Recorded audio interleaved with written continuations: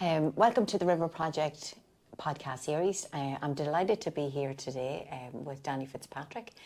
Danny is the campaign lead with the communications team as part of Cuan. Mm-hmm.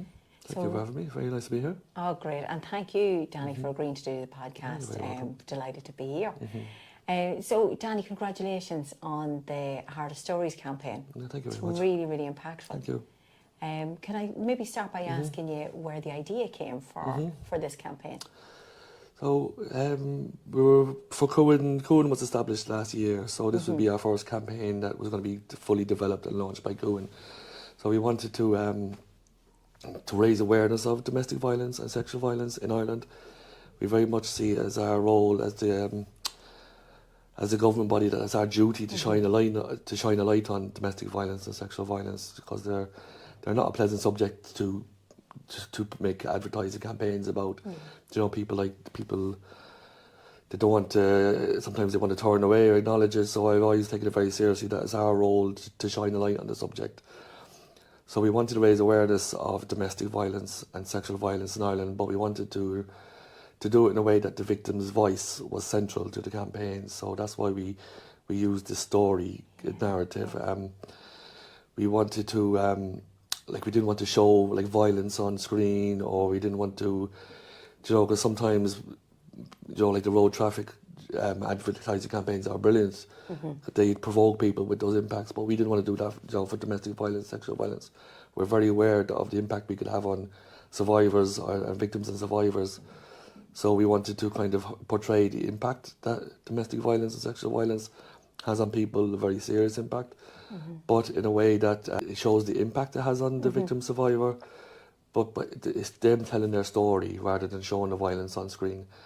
And towards the end, we wanted to show by them telling their story that they become empowered. For the domestic violence ad, which is in the bathroom, we see the character at the end. She says, "I didn't deserve it too." She kind of rejects that. She takes on what we know that for that particular ad, we showed the focus was on a mother protecting her children, which we know is a very common thing that victim survivors do. But we wanted to show that she realizes that we wanted to show that she didn't deserve it either, and she rejects it, and that she's become empowered by telling the story. We know it's very hard. We want people to kind of reach out and just tell someone, whether it's a guard or a support service or just their friend or their family, just to tell someone that they're going through a hard time, that they're going through an abusive relationship. We know how isolated people can become just from listening to victims, victims telling their stories. We know that they can become very isolated, away from their friends and family because of the abuser. So we just want them to reach out and just to tell someone. And we know we understand it's not automatically going to solve everything, but it's the first step to kind of recovering. But we do realise how hard that is. Well, you mentioned the storytelling approach, Danny, because I was going to ask you about that, and it really is very impactful. So how did you arrive then at taking that approach? Well, they are advertising. So, when we were developing a campaign, we tell her, we have an advertising agency, little creative people, and they're brilliant minds, So they came to us with a line that Ireland, we're a nation of storytellers, but some stories are very hard to be told. And that was it. That was all they told us at the start, and that grabbed us, because in Ireland we do love telling stories. We have that tradition. Oscar Wilde, and we're great storytellers in the pub, telling stories. But there's some very hard stories out there, very dark stories, and especially because working in this field, real impact happens sometimes, or real change when someone tells their story. It sure does, yeah. We all know of cases where one specific incident kind of really got the public. Caught the public's attention, and change has happened from such cases. So we know how powerful stories can be. Our advertising, there's also an advertising reason for it. They tell us that telling narrative stories in an advertising campaign, it really resonates with the public, because they don't like people don't like being told what to do. Yeah. You know, so if the government of Ireland is telling people, you know, don't do this or don't do that, that's not going to listen. Or do this or yeah, do that. Yeah. That's not going to, people kind No, of, you're that right, might react people. But by telling a story, people, there's an emotional reaction to people, like, you know. We hope people will watch our ads and be upset by them, like, you know. I don't mean victims, like, but I mean like the public, that they will feel empathy for the people on screen, and they will say, oh, look, this needs to stop, like. So that's why we tell a story. The message sticks better. We're told, for the advertising reasons, but like I said, we want to focus on that these domestic violence, sexual violence. Like I said, people don't want to look at it often. They don't want to, they might think that's for someone else, or that's in the past. And we want to say, no, these are real people. You know, like our advertising people are not real people. Sorry, the characters in our campaign are not real people. But there are real people in Ireland suffering this kind of violence. And too many people are suffering it. And there's too many stories like this in Ireland. So that's why that's why we focus on the story element. You know, I said we want to encourage victims to come forward and tell their story, and we wanted the people on screen to own their story, you know, to take on board, like to reject what's happened to them, and this is their story, like portraying a sexual violence scene or an advertising campaign on sexual violence is a very difficult thing to do, you know. You don't want to portray sexual violence on camera. You don't want to trigger victims. You know, we're always so conscious of the impact our campaign could have on survivors and victims. Yeah. We never want to hurt people, but we have to raise awareness of the issue. Absolutely, yeah. So it's always that fine line that we are going down. So for the sexual violence campaign, the research that our creative people do is brilliant. You know, like they're very dedicated to the subject. It's Javelin. They'll give out to me if I don't plug them. Javelin Media, but they've done a great job. Like they're really passionate about the subject, and they do a lot of research. And for the sexual violence campaign of stories, you know, the character Orla, she's in the park, and she's remembering what happened to her rather than us showing a violent scene. Yeah. She's remembering what happened to her, and she's doing it in a way that, you know, there's that she's remembering abstract moments from the rather than the impact. Like, she's remembering the keys, because the noise of the keys, and we know from doing research that it's tunnel memory, or, you know, there's that people they can zone out in such a traumatic experience. Absolutely. And some people may focus on a wall or something like that. So we like by her just doing the keys and remembering, that's how she's remembering what happened to her. We're portraying the impact that's had on her. Yeah. In a way that I'm sure a lot of sexual violence victims would relate to that. The public might wonder what's going on for a while. Well, why is she talking about keys? And then we understand. We knew that it might be confusing to some people, but that was a good thing in advertising terms. Absolutely. Yeah, because at the end of it, the ad, they're under no doubt of what this is a campaign about sexual violence. And then it makes them think about what they saw, and they'll remember it next time, you know. And it's called puzzle advertising. Okay, so that's what it's called. Yeah. Because you can certainly feel that in the campaign. You can feel that it provokes your thinking, and it stays with you, which is, I'm sure, what you wanted to happen.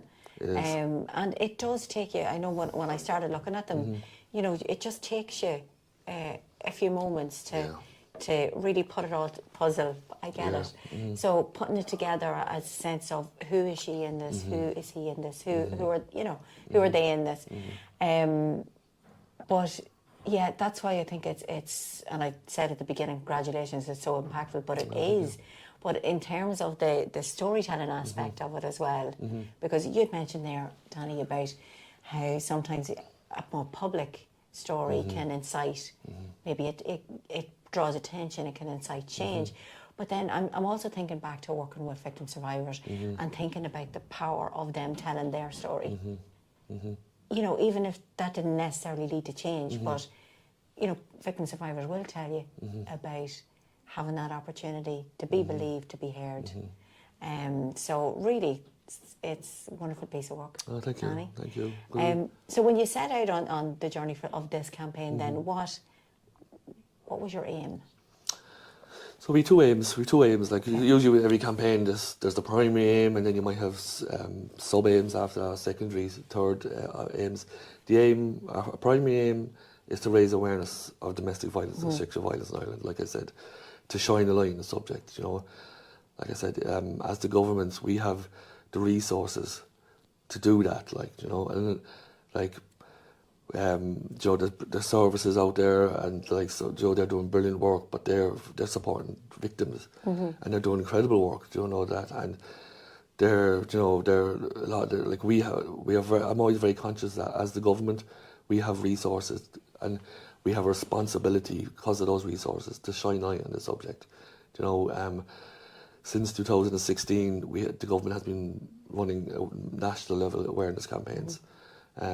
On domestic violence and sexual violence. It's a key, you know, it's part of our obligations under the Istanbul Convention, and it was, but it's a very important thing to do, like, you know, because people don't want to be confronted by it. If you're not directly impacted by domestic violence, sexual violence, a lot of people, they just find it unpleasant, and they don't want to, you know, they just want to turn away. Like, and I know a lot of people who aren't impacted very much care about the subject and advocate for change and for sexual violence victims and domestic violence victims and survivors. But it's our role to shine a light always on domestic violence, sexual violence. So that's what we do with this campaign. Like, we have other campaigns that have different aims, like, you know, but for this campaign, our primary aim was to keep in the public conscience the idea that domestic violence and sexual violence is a serious issue, and so that's one aim. The primary aim campaign is to encourage victims and survivors to reach out and tell someone what has happened to them. You know, we're not encouraging people to go straight to the guards, because we understand how difficult that could be. You know, we are just tell someone. You know, we know, and we encourage people to go to the campaign website. And when they go to the campaign website, there's 3 sections. One is for victim survivors. So for them, there's loads of information about all the brilliant support services that are around the country. So we encourage people to ring a national helpline, the Domestic Violence for Women's Aid helpline, or the DRCC Sexual Violence helpline, or we give information on their local support services. We encourage, we give information on how to get a court order, what happens in a court case, practical, say how to make a safety plan, practical information. But the main purpose is just tell someone. Just tell someone what's going on, and it'll help you. It'll help break the violence, And it's not going to be easy. It's not going to cure everything straight away, but it's the first step. So that's our primary aim. We also have secondary aim is that we want to raise awareness of domestic violence and sexual violence in society. As I said, it's the government.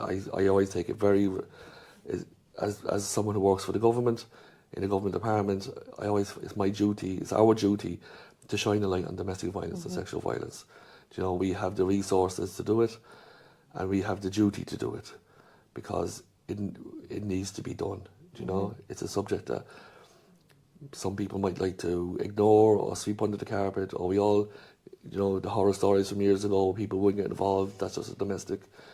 We want to shine a light on the subject, and we want to provoke the public into taking that, recognising that they have a role to reject domestic violence and sexual violence in Ireland. And I know everyone says, of course I'd reject that.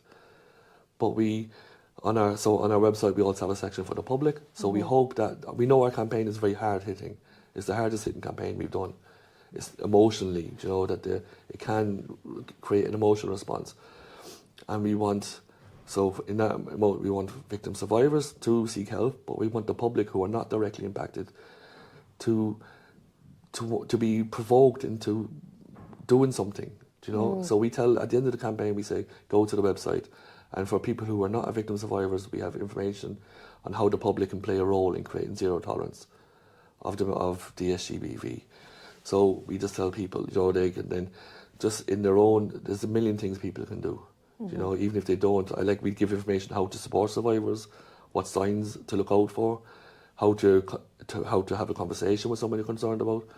But we also tell people, in your own environment, is it a safe place for victim survivors? You know, if you work in a big office room, in a big office building, you can put a Women's Aid helpline poster in the lunchroom. It's a small little step, but someone might need that. Like, you know, we tell people to, does your workplace have a domestic violence leave?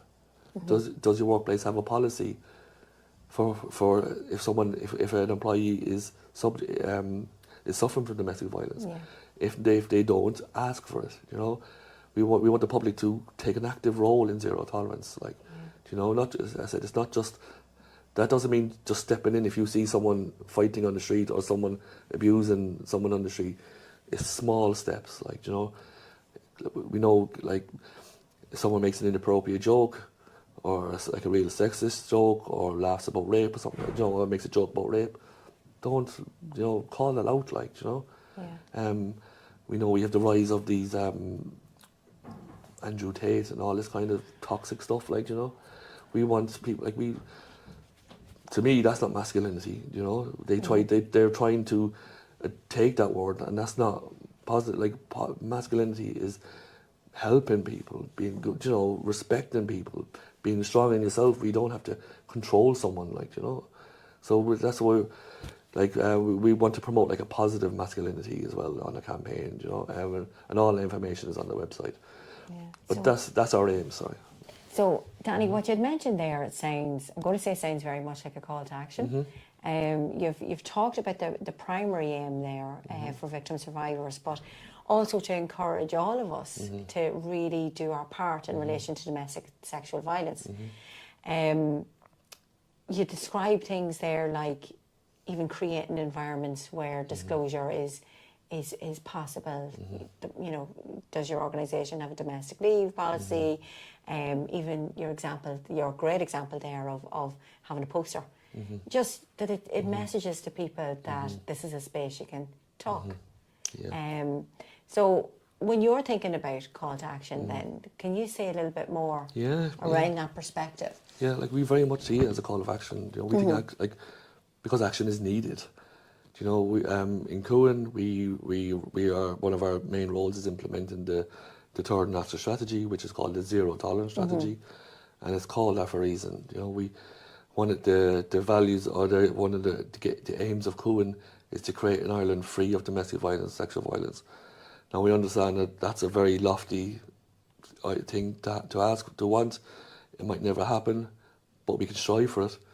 And by our call to action is take small, you know, like it'll take small steps, a million small steps, and we want the public to be provoked by what they're seeing on screen. You know, the woman in the bathroom explaining what happened to her and the violence and she protected her child.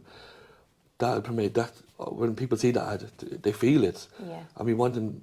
The website says go to gov.ie stories, and when someone goes there, they're confronted straight away with, this is your role in creating zero tolerance. That's brilliant. That's really good. For people who aren't directly impacted. And we have like, it's not a full list of things, but it's a good start.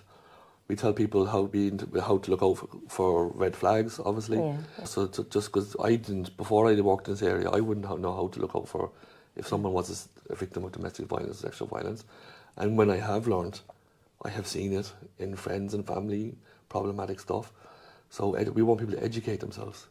Because if you're not directly impacted on it, why would you be, you know? But we want people to say, okay, I want this to stop, so I'm going to educate myself.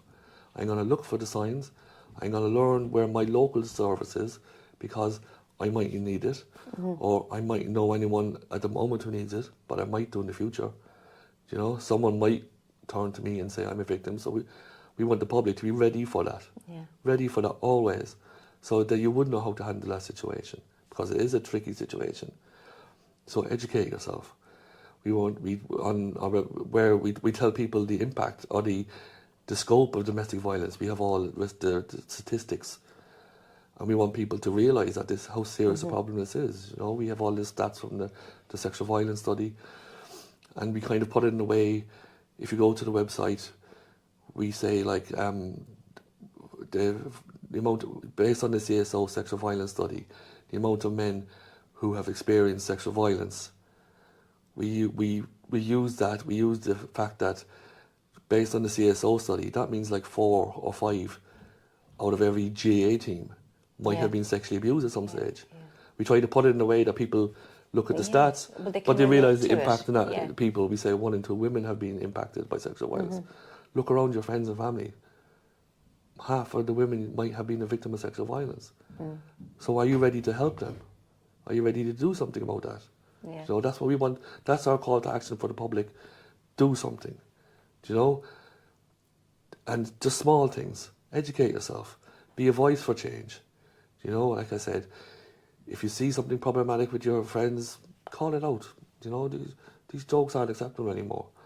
You know, if you see someone, if you're out on a night out, I mean, my nightclubbing days are long finished, but when I did go out, you'd see things that were problematic. So now, you know, say something. You know, if you see someone being aggressive towards a woman in a nightclub, just step in. Or not ask, is she okay? Like, you know, or try and, you know, we give information on how to act in a situation like that. To do that safely. To how to do it safely. And we give all that information, because we don't encourage people to go out and try and save women, because that's not men's role. Men's role is, I don't see as men's role. You need to go out and save women from the bad men. It's just you need to support women, you know, and you need to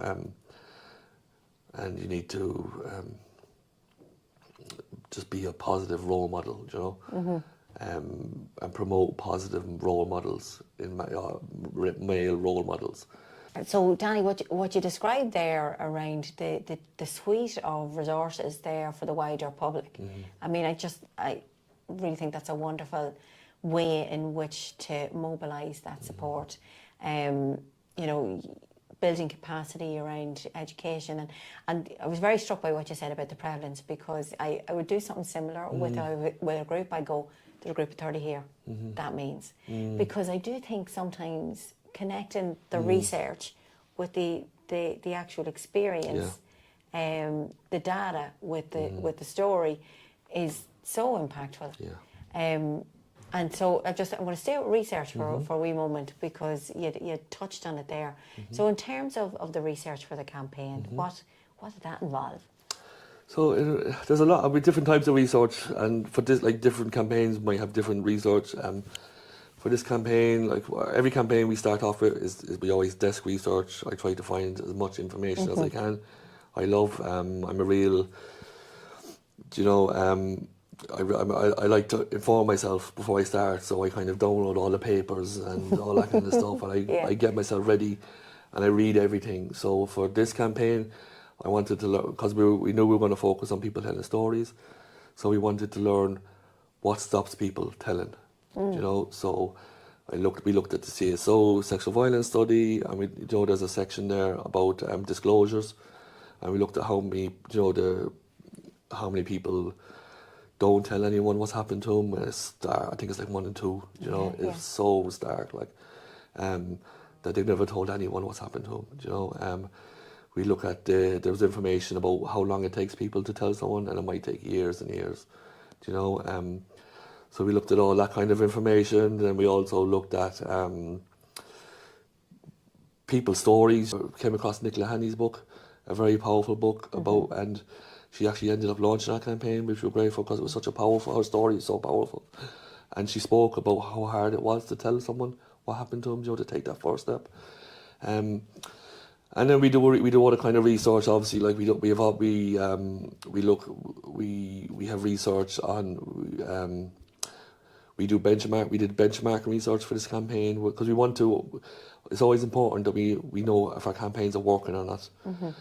Because we're spending taxpayers' money on it, we want to make sure that we're working. So we carried out like a national representative survey but we focus on this. Do you know anyone? Has anyone ever told you, or if you're a victim of sexual violence, how difficult do you think it is for people to tell, or how we ask people, has anyone ever told you they were a victim of domestic violence?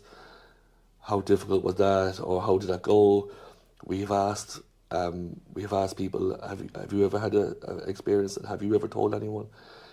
Which was a question we were kind of, a difficult question to ask. And the people we have, anyone who says yes, then is provided with information and supports and stuff like that.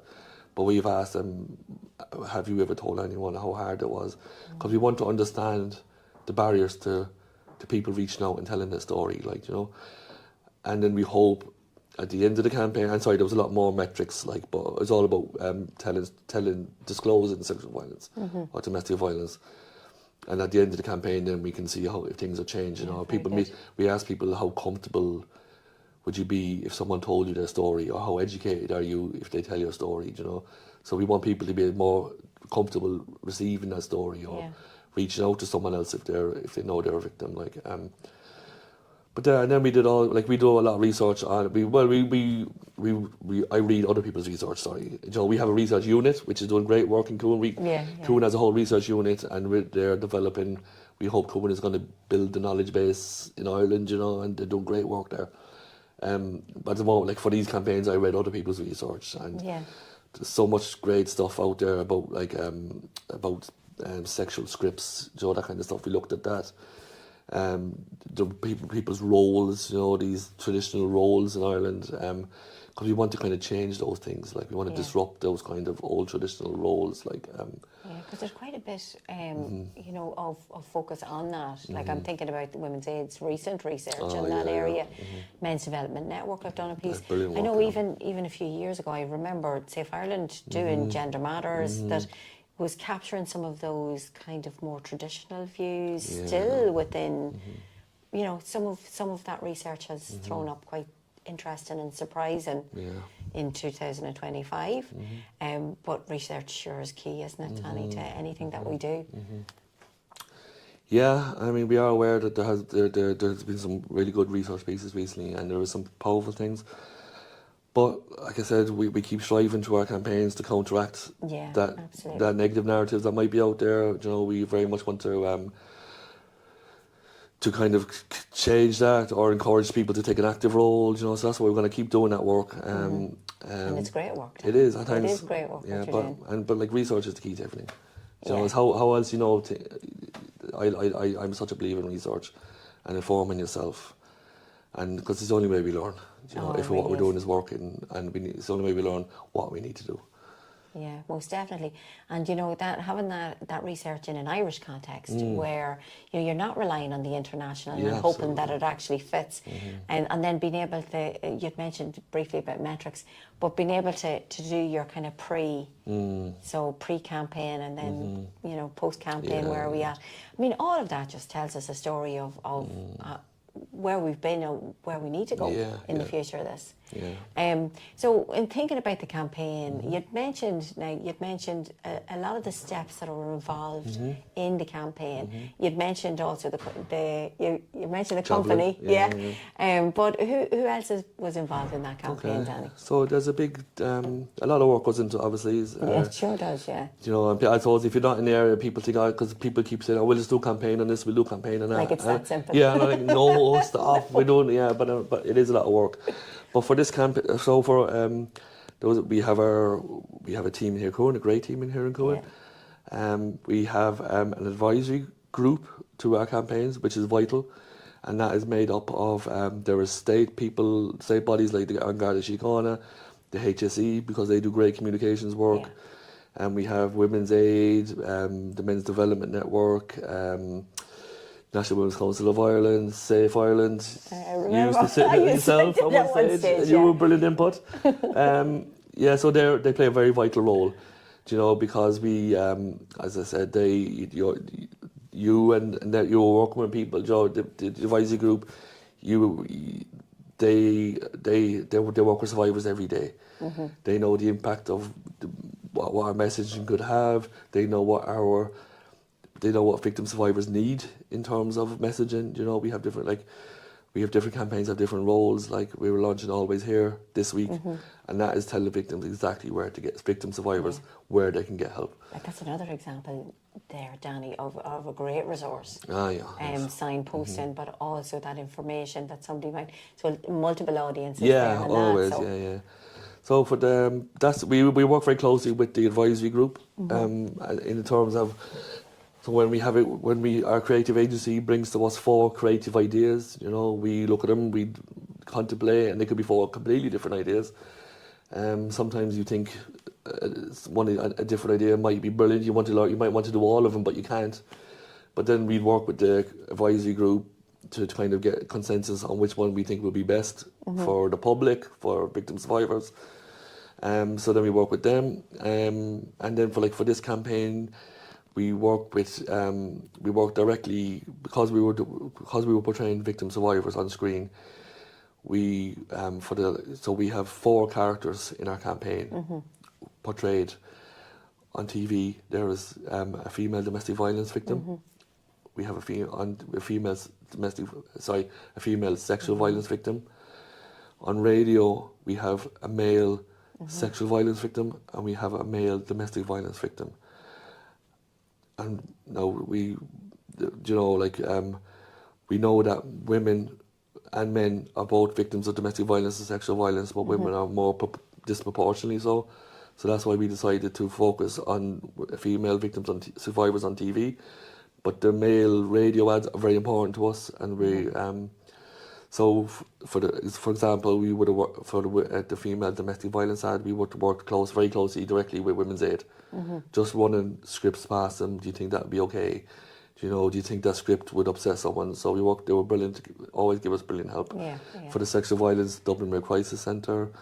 For the male domestic violence, we spoke to Men's Aid, the Men's Development Network, and then for the male sexual violence ad, the male sexual violence ad, it's for the male domestic violence, it's an older man to kind of portray the kind of more common. We spoke to different male domestic violence organisations, and most of their clients are older men. So our male domestic violence is an older man. He's married, being abused by his wife. The sexual violence ad is a younger man. He's a victim of sexual violence. He's a victim of he's a member of the LGBTQ community. So because of that, we spoke with LGBT Ireland, and we learned some great, we wanted to kind of talk to him, learn from, it's important. We know it's important to include representation in our campaigns, and it's very hard to include everyone, but we knew that domestic violence, sexual violence in the LGBT community is an important topic that needs to be covered too. So we did that with our radio ad. So we discussed it with LGBT Ireland, and then 1 in 4 as well, and the Dublin RiVeR Crisis Centre, just to make sure that what we're doing, that we don't want to upset anyone or trigger anyone, and their input, and they give great input. Only this time I learned that people in the LGBT community don't like the term domestic violence. They use interpersonal violence. So that's something I learned from talking to an organisation, and we've changed. We'll use that on our website when we're talking about violence in intimate relationships, same-sex intimate relationships. So we're always learning from people. And then we survey the public to get their views on things. But that's who was involved with this campaign. And then obviously when we're filming, there's hundreds of people there. It's a huge, big. We took over. This podcast. Yeah. St. Anne. We took over St. Anne's Park to film the ad. Yeah. So you can see the work that we did. Oh yes, big, massive thing. It's brilliant. It's so big. Yeah. There's hundreds of people involved. Yeah. Someone had to go out and buy all the books that we use in the campaign. The books that we have that are spread all around to represent all the stories in Ireland. Someone had to go out and buy all those books, and we donated them to afterwards. There's a lot of work goes into campaigns. I was going to say, that's a lot of work goes into campaigns, a lot of consultation, a lot of checking, and I mean that's the wonderful part of having a survivor informed approach. And so, Danny, we've looked at the campaign. We've talked a bit about the research behind it, who's been involved, the approach that you took in terms of the storytelling approach. I'm trying to think now, did I miss anything? But is there anything that you didn't get a chance to say about particularly about the campaign? Or anything else that you'd like to... Yeah, no, like this campaign, as I said, it was kind of the hardest hitting campaign we've done, you know. And it's something I like personally I worry about, I struggle, you know. I really hope that the campaigns don't upset anyone or trigger anyone or cause harm, you know. We try our best to portray, like, as I said, portraying a domestic violence ad on TV is very tricky. A sexual violence ad is very hard. How do you portray it without? It's a difficult subject. Yeah. It's an unpleasant subject. The balance. And they're trying to find a balance and trying to get stuff passed by RTE and stuff like that is always difficult. Like, you know, but like I was aware this campaign is emotionally, you know. Yeah. When I watched it the first time, that woman in the bathroom, you feel it, you know, you feel a kick in the stomach. You really do. You know, and I just, as I said, we hope it provokes the public to realise that they need to do something, you know. We can't just look away. We can't just say that's a domestic, or I don't want to get involved, or I don't know, maybe he doesn't mean it, or if they see something on the night, you know, if they're a family member is controlling towards the partner, you know. We want people to kind of to get involved, and these stories we want to stop these stories, you know. We want less stories, we want less people being abused, less people living in abusive relationships, and we can only get to there by small steps and everyone taking a role in their own lives, in their own environment, in their own space. What can I do? You know, okay, if I've never been impacted, I can still do something, and that's all we want the public to do. Just do something. Yeah, but change things. It starts with making, you know, increasing that awareness. And as you'd mentioned there, Danny, you know, you really felt it when you and you know, you can see and I hear.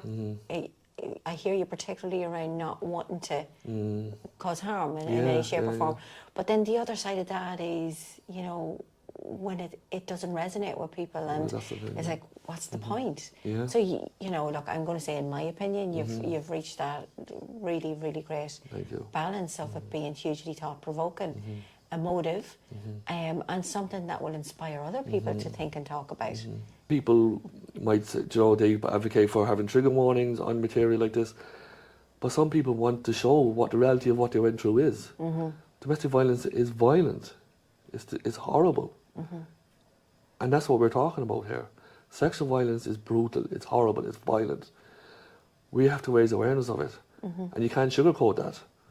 Yeah, that's so true, Danny. But that's the line we're always trying to face. We don't want to upset anyone or harm anyone, but we want to portray that these are serious societal problems that we want to change. Yeah, that's such a great point, though, Danny. You know, portraying it in the real light of it, in the horror of it, without minimising it through something that's very, you know, not impactful. So, anyway, on that note, Danny, I'm going to thank you so much for a really, really interesting and thought-provoking podcast. Thank you for having me. Oh, I was so delighted. I'm so delighted to be able to think and talk about the hardest stories. So, all that's left for me to do now, Danny, is to thank our listeners. And so thank you for joining us today. And we hope that you will join us for our next episode. Thank you. Thank you.